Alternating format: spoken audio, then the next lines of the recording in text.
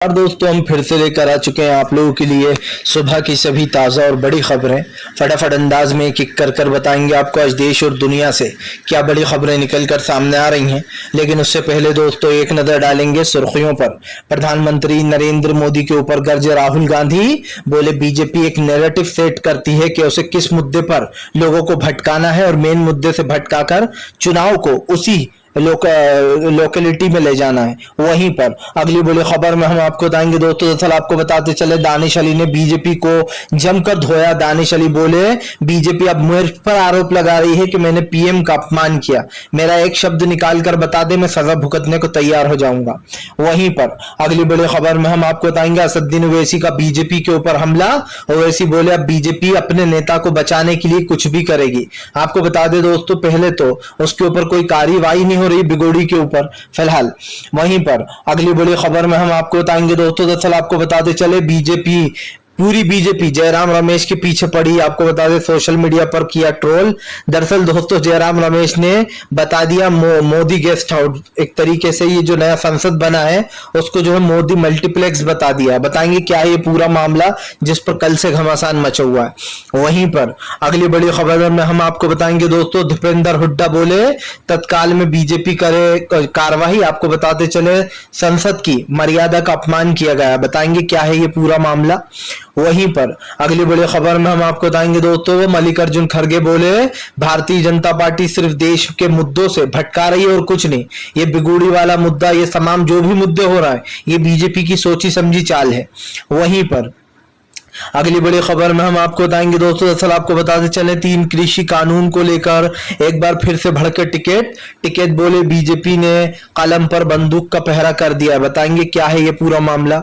वहीं पर अगली बड़ी खबर में हम आपको बताएंगे दोस्तों, मध्य प्रदेश में बीजेपी को लगेगा जोरदार झटका। मध्य प्रदेश से लेकर तो तेलंगाना तक कांग्रेस की लहर। वहीं पर अगली बड़ी खबर में हम आपको बताएंगे दोस्तों, दरअसल आपको बताते चले दानिश अली के सपोर्ट में आए संजय रावत, बोले अब जब मैं संसद में जाता हूं तो मुझे संसद की फीलिंग नहीं बल्कि जो है यहाँ पर 5 स्टार होटल की फीलिंग आ रही है। ना वहां पर लोकतंत्र है ना इतिहास है। तो तमाम खबरें दोस्तों फटाफट अंदाज में देंगे, एक एक कर देंगे। फिलहाल खैर चलिए बढ़ते हैं सबसे पहली और सबसे बड़ी खबर की ओर। दरअसल दोस्तों आपको बताते चले भारतीय जनता पार्टी के ऊपर जमकर गरजे असदुद्दीन ओवैसी, बीजेपी को लिया लपेटे में। आपको बताते चले दोस्तों अब बीजेपी दानिश अली के ऊपर ये इल्जाम लगा रही है कि दानिश अली ने पहले प्रधानमंत्री को बार बार नीच कहा। और ये इल्जाम कौन लगा रहा है दोस्तों, जिनके ऊपर महुआ मोहित्रा ने यह आरोप लगाया था कि इनकी डिग्री फर्जी है, निशिकांत दुबे दोस्तों ये आरोप लगा रहे हैं कि दानिश अली ने पहले प्रधानमंत्री को बार बार नीच कहा, तब कहीं जाकर बिगुड़ी जो है भड़क गए और उन्हें गालियां देने लगे। आप समझ लीजिए दोस्तों किस तरीके से बिगुड़ी को बचाने के लिए ये लोग जो है वो कह रहा है कि दानिश अली ने गाली दी। जैसे भाई बिगुड़ी का वीडियो सामने आया, अगर दानिश अली ने कोई ऐसी बात की है प्रधानमंत्री को नीच कहा है तो आप वीडियो बता दीजिए।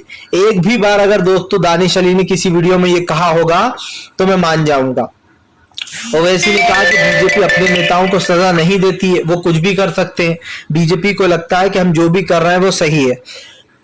ओवैसी बोले बीजेपी ने तमाम नेताओं को खुली छूट दे रखी है कि जिसको जो बोलना है वो बोल सकता है। आपको बताते चले असदुद्दीन ओवैसी ने कहा कि भारतीय जनता पार्टी को लगता है कि वो देश के संविधान को बदल देगी लेकिन देश का संविधान बदल नहीं सकता है। असदुद्दीन ओवैसी ने कहा कि जिस तरीके से असंसदीय भाषा का यूज कर रही है बीजेपी, वे आज के देश के लोकतंत्र के लिए बहुत खतरनाक है। ओवैसी ने कहा कि ये पहला ऐसा वाकया नहीं है जब हम किसी बीजेपी के नेता को इस तरीके से देख रहे हैं। ओवैसी ने कहा कि बीजेपी के नेता आए दिन इसी तरीके की बयानबाजियां करते हैं और उनके खिलाफ कोई भी कार्रवाई नहीं होती है। असदुद्दीन ओवैसी ने कहा कि भारतीय जनता पार्टी के नेता तमाम नेता इसी तरीके की जो यहाँ पर बरगलाने वाली बातें करते हैं और बीजेपी उन लोग को सपोर्ट भी करती है। ओवैसी ने कहा कि प्रधानमंत्री से लेकर तो बीजेपी के तमाम नेता इस चीज को भुलाने में लगे रहते हैं। जाहिर सी बात है दोस्तों, मैं पूछना चाहता हूं कि आखिरकार बीजेपी के जितने भी नेता हैं वो किस युग की बात करते हैं। आज हमारे देश में बेरोजगारी, महंगाई, गरीबी ये सबसे ज्यादा बढ़ चुकी है। फिलहाल चलिए बढ़ते हैं एक और अगली बिग ब्रेकिंग की तरफ। बता दोस्तों अगली जो बड़ी खबर निकल कर आ रही है, राहुल गांधी का प्रधानमंत्री नरेंद्र मोदी के ऊपर बड़ा हमला, राहुल ने लिया बीजेपी को लपेटे में। दरअसल दोस्तों आपको बताते चले राहुल गांधी ने बीजेपी को लपेटे में लेते हुए कहा कि 3 राज्य हम क्लियर जीत रहे हैं और 1 राज्य में हमारी टक्कर है, हम जीत के बहुत क्लोज हैं। आपको बताते चले दोस्तों राहुल गांधी ने जो सच है वही बताया। राहुल गांधी ने ऐसा नहीं कहा कि हाँ राजस्थान में भी वही जीत रहे हैं और क्लियर जीत रहा है, जो सच था राहुल ने वही बोला। राहुल गांधी ने अपना बयान देते हुए कहा कि राजस्थान, छत्तीसगढ़ और मध्य प्रदेश, छत्तीसगढ़ और जो है तेलंगाना हम क्लियरली जीत रहे हैं। उन्होंने कहा कि हाँ जो राजस्थान है वहां पर हम जीत के बहुत क्लोज हैं, हमारी टक्कर है वहां पर बीजेपी से। आपको बताते चले बेसिकली राहुल गांधी ने ये बात मानी कि राजस्थान में वो एक तरीके से सीधे सीधे जीत नहीं रहा है, वहां पर उनकी टक्कर है।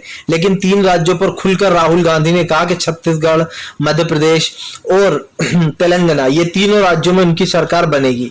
आपको बता दें दोस्तों राहुल गांधी ने कहा कि राजस्थान में वो जीत के बहुत क्लोज है, उन्हें यकीन है कि वो वहां पर पहुंच जाएंगे और वो जीत जाएंगे।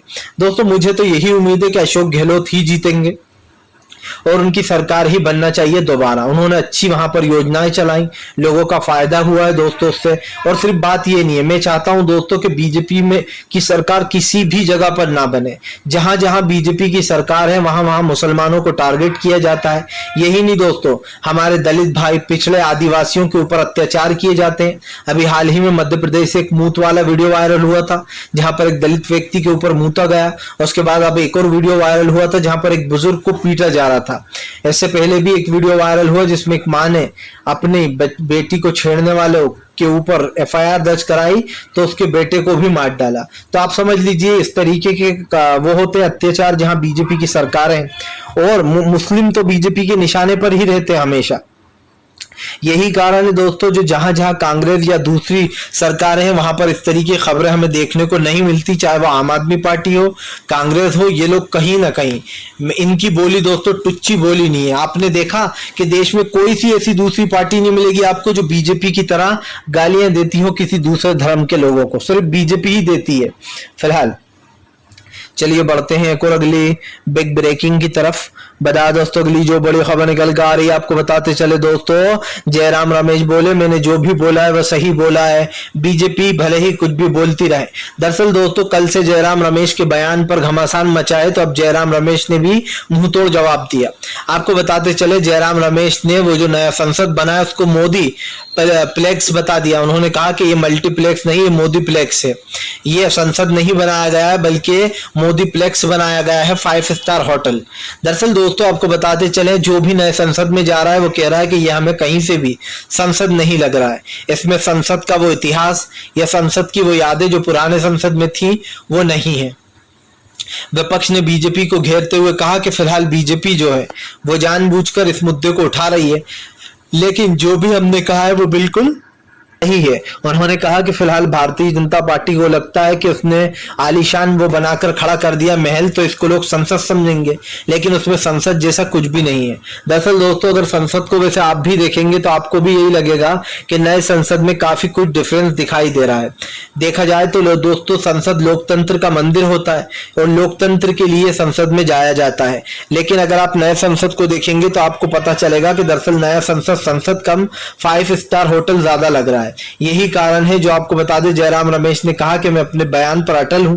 उन्होंने कहा कि मुझे कहीं से भी संसद जैसा नहीं लग रहा है, मुझे तो ये जो है यहाँ पर मोदीप्लेक्स लग रहा है, यानी कि मल्टीप्लेक्स का उन्होंने मोदीप्लेक्स नाम दे दिया। उन्होंने कहा कि बीजेपी के नेता चाहे कुछ भी कहते रहे, सच्चाई यही है कि ये जो मल्टीप्लेक्स बना है दोस्तों ये एक मल्टीप्लेक्स है। तो दोस्तों अब सवाल तो उठता है कि भारतीय जनता पार्टी या बीजेपी के जो भी नेता है वो भले ही कैसी बयानबाजी कर ले, लेकिन सवाल तो वही है दोस्तों के प्रधानमंत्री से जो पूछे जा रहा है फिलहाल। चलिए बढ़ते हैं एक और अगली बिग ब्रेकिंग की तरफ। बता दोस्तों अगली जो बड़ी खबर निकल कर आ रही है आपको बताते चले दोस्तों, दानिश अली का प्रधानमंत्री नरेंद्र मोदी के ऊपर बड़ा हमला। बोले बहुत ही अफसोस की बात है कि प्रधानमंत्री के संसद में होते हुए कोई इस तरीके के अपशब्दों का यूज करता है, और बीजेपी और ओम बिरला दोस्तों जो स्पीकर है वो इन पर कोई बयानबाजी नहीं करते। दरअसल दोस्तों बीजेपी के ऊपर आरोप लग रहे हैं कि ओम बिरला जो है विपक्ष के नेताओं को तुरंत सस्पेंड कर देते हैं। आपने देखा अभी एक वर्ड निकल गया था अधीर रंजन चौधरी के मुंह से, तो बीजेपी ने तुरंत ये कहकर अधीर रंजन को सस्पेंड कर दिया कि आपने संसदीय भाषा का यूज किया, आपने मर्यादा को लांघा है संसद की। लेकिन आप समझिए दोस्तों, बिगुड़ी जो कि बीजेपी का नेता है, वो खुलेआम दानिश अली को आतंकवादी, नक्सली और गालियां दे रहा है, खुली खुली गंदी गालियां दे रहा है, उसके ऊपर कोई कार्रवाई नहीं हुई। और यही नहीं दोस्तों, चाहे वो जगदीप धनखड़ हो या फिर जो है ओम बिरला हो, ये लोग एक ही सिक्के के दो पहलू है दोस्तों। इनके नेता अगर कुछ भी बिगड़ा बयान दे दे तो उनको सस्पेंड नहीं किया जाता, लेकिन अगर यही काम दोस्तों आप समझिए अभी किसी दूसरे नेता ने कर दिया होता, चाहे वो कांग्रेस का होता या फिर आम आदमी पार्टी का होता, तो अब तक तो दोस्तों ओम बिरला भदभदा उठते। मैं ओम बिरला का एक बयान देता हूं, फिर आप खुद कंपेयर कीजिए कि कौन सा बयान गंदा था और किस बयान पर ओम बिरला को सच में बोलना चाहिए था। आपने बिगुड़ी का बयान सुना, उन्होंने क्या कहा था दानिश अली से, तू एक आतंकवादी है, तू जो है वो नक्सली है, तू बाहर निकल, मैं तुझे देख लूंगा। और दो गंदी गालियां बकी जिसको मैं दोहराऊंगा नहीं, और एक कटवा बोला, ये भी बोला था। लेकिन दोस्तों वहीं राहुल गांधी जब अपना भाषण दे रहे थे अडानी पर, तो राहुल गांधी ने कहा कि हम तो ओबीसी की बात कर रहे हैं, डरो मत डरो मत। तो ओम बिरला फौरन तहश में आ गए थे, और ओम बिरला ने क्या कहा था राहुल गांधी से कि माननीय सदस्य आप इस शब्द का यूज मत कीजिए, यहाँ पर कोई किसी से नहीं डर रहा है, यहाँ पर सब एक समान है। मतलब आपको राहुल गांधी के डरो मत कहने से इतना चुप गया, और आपका बीजेपी का नेता गालियां दे रहा है गंदी गंदी, तो आपको कोई फर्क नहीं पड़ता। फिलहाल चलिए बढ़ते हैं एक और अगली बिग ब्रेकिंग की तरफ। बता दोस्तों अगली जो बड़ी खबर निकल के आ रही है आपको बताते चले दोस्तों, बीजेपी के ऊपर गरजे संजय सिंह, बोले बीजेपी ने पूरे देश को लज्जित किया है, पूरा देश थूक रहा है बीजेपी के नेताओं के ऊपर। दरअसल दोस्तों एक बार फिर से संजय सिंह फायर हो गए। संजय सिंह का कहना है कि बीजेपी में नेता नहीं बल्कि गुंडे मवाली भरे पड़े। उन्होंने कहा कि बीजेपी के नेताओं की भाषा गुंडे और मवालियों जैसी है, वो सड़क छाप लोगों की तरह गालियां बकते हैं, वो सड़क छाप लोगों की तरह लड़कियों पर टिप्पणियां भी करते हैं। यही नहीं दोस्तों, आप समझ लीजिए बीजेपी का एक एक नेता के ऊपर ये आरोप लगते रहते हैं। बात सिर्फ बीजेपी के नेता की होती तो शायद इस बात को वो कर दिया होता, लेकिन स्पीकर भी इसमें शामिल है, प्रधानमंत्री भी इसमें शामिल है। अगर कोई कुछ ना कहे तो फिर क्या किया जाए। प्रधानमंत्री 2 दिन पहले भाषण दे रहे थे कि इस लोकतंत्र में कि लोगों को समझ में आएगा इस संसद में कौन बैठने लायक है और कौन बैठने लायक नहीं है। अब मोदी जी हमें तो आ गया समझ में कि आपके नेता बैठने लायक नहीं है, वो तो किसी गली नुक्कड़ चौराहे की टेबल पे बैठने लायक है, जहां पर लोग गालियां बैठकर आराम से देते हैं, पान खाते हैं, थूकते हैं, चाय पीते हैं, गालियां देते हैं। वैसे गंदे लोगों में इनको बीजेपी के नेताओं को चले जाना चाहिए दोस्तों, क्योंकि इनकी गंदगी बाहर निकल कर आ रही है। आपने देखा होगा गटर के पास जब भी जाओ तो मुश्क आती है, मुश्क यानी कि स्मेल आती है। बस वही दोस्तों बीजेपी के कुछ नेताओं के अंदर से आती है, क्योंकि वो लोग जब भी आसपास से गुजरते हैं तो ऐसा लग रहा है दोस्तों कि गंदगी गुजर रही है। क्योंकि जाहिर सी बात है, आप खुलेआम गालियां दोगे खुलेआम लोगों को जो है संसद में, वो भी सबके सामने, उसके बाद अगर स्पीकर ये कहे कि हम जांच करेंगे इसकी, तो ये इससे ज्यादा शर्म की बात कुछ हो नहीं सकती है। खुलेआम आपके सामने कोई गाली दे रहा है और आप कह रहे हो हम उसकी भी जांच करेंगे। अब इसमें कौन सी जांच होना है जब सामने ही है सब कुछ, ओपन एंड शट केस। फिलहाल चलिए बढ़ते हैं एक और अगली बिग ब्रेकिंग की तरफ। बता दोस्तों अगली जो बड़ी खबर निकल कर आ रही है आपको बताते चले दोस्तों, अखिलेश यादव ने खेल दिया मास्टर स्ट्रोक। इस बार उत्तर प्रदेश में अखिलेश का 80 का नारा होगा पार। दरअसल आपको बताते चले, बताया जा रहा है अखिलेश यादव अपने संगठन को मजबूत करने में लग गए। वैसे तो कांग्रेस और तमाम विपक्षी दल अखिलेश यादव को उत्तर प्रदेश में सपोर्ट करेंगे चुनाव के वक्त, क्योंकि अब की बार इंडिया गठबंधन जो बना है उसमें यही तय हुआ है कि फिलहाल जब भी चुनाव करीब आएंगे तो उस दौरान जो है यहाँ पर जहां जहां चुनाव होंगे, जहां जहां विपक्ष कमजोर है, वहां पर कांग्रेस उसको सपोर्ट करके मजबूत करेगी। अभी हाल ही में आपने देखा ही था, अखिलेश यादव घोसी की सीट जबरदस्त तरीके से जीते, क्योंकि वहां पर कांग्रेस का सपोर्ट था, कांग्रेस ने उन्हें सपोर्ट किया। यही नहीं, ममता बनर्जी ने उनके लिए प्रचार किया।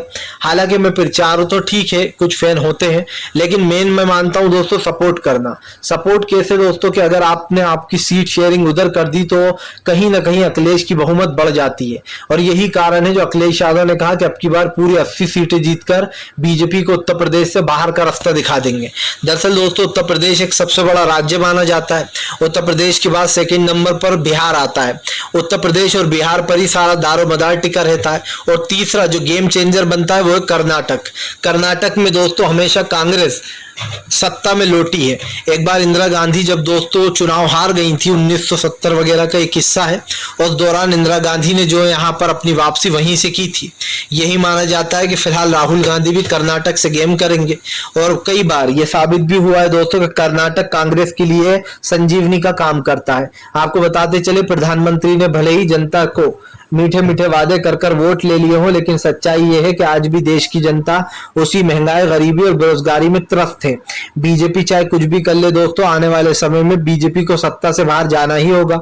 हमारे देश के प्रधानमंत्री अगर ये बयान देते हैं कि सब कुछ चंगा सी, तो उसके बाद आपको समझ लेना चाहिए कि वो चंगा सी है या फिर कुछ और है। क्योंकि मुझे तो सिर्फ एक ही चीज समझ में आ रही है कि प्रधानमंत्री दोस्तों जो बयानबाजी कर रहे हैं वो किसी भी तरीके से सही ठहराई नहीं जा सकती है। फिलहाल चलिए बढ़ते हैं एक और अगली बिग ब्रेकिंग की तरफ।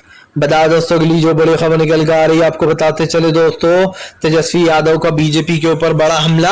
बोले अगर बीजेपी ने गाली दे दी तो क्या हो गया, ये कोई बड़ी बात थोड़ी ना है। बीजेपी तो संसद इसीलिए आई है कि वो गाली गुप्तार करे। आपको बताते चले, यहाँ पर तेजस्वी यादव ने ताना मारते हुए कहा कि भाई अगर संसद में गाली दे दी बीजेपी के नेता ने तो कौन सी बड़ी बात है, वो बीजेपी का नेता है, वो तो कुछ भी कर सकता है। तेजस्वी यादव ने कहा कि अगर बीजेपी के नेताओं को लगता है कि गाली देने से ही उनकी राजनीति मजबूत होगी तो वो तो जगह जगह देते फिरते हैं। आपको बता दें, तेजस्वी ने कहा कि टपोरियों वाली भाषा संसद में यूज हो रही है। जिस संसद को लोकतंत्र का मंदिर माना जाता है वहां पर धज्जियां उड़ाई जा रही हैं। आपको बताते चले, तेजस्वी यादव ने कहा कि जो विपक्ष है उनके नेताओं को तो सजा दे दी जाती है, फौरन सस्पेंड कर दिया जाता है, चाहे वो राघव चड्ढा हो, संजय सिंह हो या फिर अधीर रंजन चौधरी हो दोस्तों, या तमाम और बीजेपी की कांग्रेस के नेता। एक एक कर बीजेपी सस्पेंड करती है सबको। इसी को लेकर जमकर घेरते हुए नजर आए तेजस्वी यादव। तेजस्वी यादव ने कहा कि बीजेपी की सिर्फ एक ही मंशा रहती है कि वो विपक्ष को किस तरीके से नीचा दिखाए। आपको बता दें, तेजस्वी यादव ने कहा कि यही नहीं, बीजेपी के नेता इससे भी बुरे बुरे बयान दे चुके हैं। उन्होंने कहा कि इस एक बयान पर तो बीजेपी घिरी हुई है, लेकिन बीजेपी का तो काम ही है रोजाना कुछ इस तरीके की बयानबाजियां करना। और दोस्तों ये सवाल क्यों उठ रहा है, क्योंकि भारतीय जनता पार्टी आज देश के विकास में रोक लगाने की काम करती है। आज देश में दोस्तों भाईचारा, प्यार मोहब्बत खत्म हो रहा है और ये आप खुद देख रहे हैं। ये ऐसा नहीं है कि मैं बोल रहा हूं या फिर कोई और बोल रहा है, आपने खुद ने देखा कि भारतीय जनता पार्टी ने देश का क्या हाल कर दिया। फिलहाल चलिए बढ़ते हैं एक और अगली बिग ब्रेकिंग की तरफ। बता दोस्तों अगली जो बड़ी खबर निकल कर आ रही है दानिश अली वाले मैटर में। आपको बताते चले दोस्तों, सपा नेता एसटी हसन ने बीजेपी की उधेड़ी बखिया। एसटी हसन बोले मेरा दिल बहुत दुखी है, जब से बीजेपी ये चीजों को वो कर रही है दोस्तों, यूज कर रही है, तब से उन्होंने कहा कि मुझे बहुत बुरा लग रहा है। दरअसल दोस्तों एसटी हसन ने बीजेपी को घेरते हुए कहा कि भारतीय जनता पार्टी देश के संविधान को तो खत्म कर ही रही है, लेकिन देश के संविधान की धज्जियां भी उड़ा रही है। आपको बताते चले दोस्तों, दानिश अली वाले मैटर में एसटी हसन ने बीजेपी को जमकर लपेटा। एसटी हसन ने बीजेपी को घेरते हुए कहा कि बीजेपी की वो है मंशा और बीजेपी का असली चेहरा यही है। एसटी हसन ने कहा कि बीजेपी खुलेआम मुसलमानों को और मुस्लिम समुदाय को टारगेट कर रही है। उन्होंने कहा कि क्या बीजेपी की यही भाषा है या फिर बीजेपी अभी भी अपने नेताओं को सिर्फ सपोर्ट करती रहेगी। उन्होंने कहा कि फिलहाल जो भाषा का यूज किया गया है वो भाषा कभी भी संसद में आज से पहले यूज नहीं हुई। एसटी हसन ने यह भी कहा कि फिलहाल हम हमेशा इस चीज पर रोक लगाते रहे हैं कि जात पात धर्म के नाम पर किसी के साथ भेदभाव नहीं होना चाहिए, लेकिन हमारे देश में तो दोस्तों दलित, पिछड़े, आदिवासी, मुस्लिम सबके साथ ही भेदभाव हो रहा है। बस बीजेपी को लगता है कि हम ही सबसे अच्छे हैं, हम हैं और हम ही सबसे बड़े धर्म के रक्षक हैं। लेकिन बीजेपी दोस्तों किस तरीके से बिजनेस कर रही है धर्म के नाम पर, ये सब देख रहा है। बीजेपी का बिजनेस है दोस्तों धर्म, आप समझिए।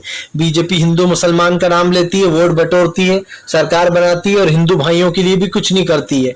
हिंदू भाइयों की तो वो हितैषी बनती है ना दोस्तों। वहीं पर बीजेपी के ऊपर ये भी आरोप लगते रहते हैं कि भारतीय जनता पार्टी में रहने के बाद कई बार ऐसी चीजें बोल देती है बीजेपी दोस्तों जिसको सहन करना बहुत मुश्किल हो जाता है। और ये हमने कई बार देखा है। एक बार तो लाइव डिबेट में कांग्रेस के नेता की जान ही चली गई थी, आपको याद होगा, और उस वक्त संबित पात्रा जो है वो बहस कर रहा था उनसे। इससे साफ दिखाई देता है कि बीजेपी के नेता किस तरीके की बयानबाजियां करते हैं। फिलहाल दोस्तों हम तो यही कहेंगे, अगर आपको हमारा वीडियो अच्छा लगे तो लाइक कीजिएगा, चैनल पर पहली बार आए सब्सक्राइब जरूर कर लीजिए इस तरीके की